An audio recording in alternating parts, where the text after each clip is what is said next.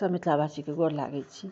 आइ हम एगो माँ भगवती के गीत गाबै छी। मैया के गीत छै, नीक लागत हमर भजन कीर्तन चैनल के जरूर सब्सक्राइबर लाइक कऽ देबै।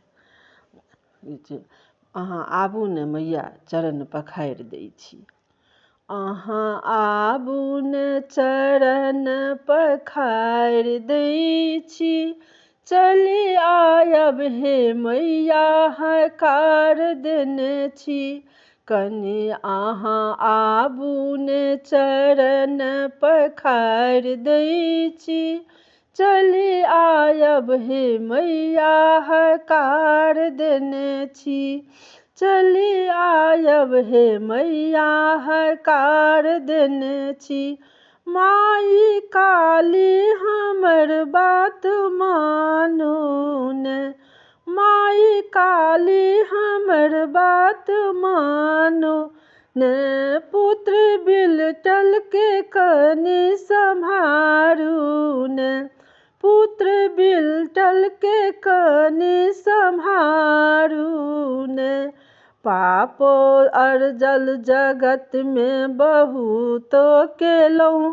पापो अर्जल जगत में बहुतो केलहुँ। मैया आबो ने किया उद्धार करै छी। मैया आबो ने किया उद्धार करै छी। कनि आबू ने चरण पखारि दै छी। चली आयब मैया हकार देने छी। कनि आबू ने चरण पखारि दै छी। आदि शक्ति अनादि काली हमर। आदि शक्ति अनादि काली हमर।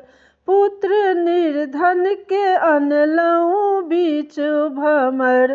पुत्र निर्धन के अनलहुँ बीच भमर।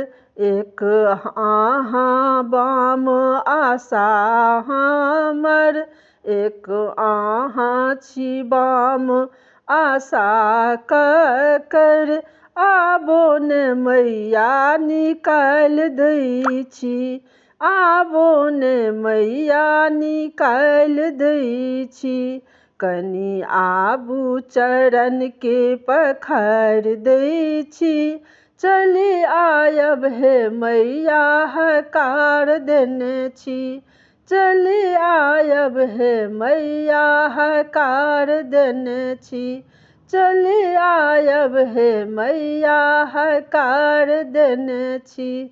सब मिथिलावासी के हमरा तरफ से बहुत बहुत धन्यवाद।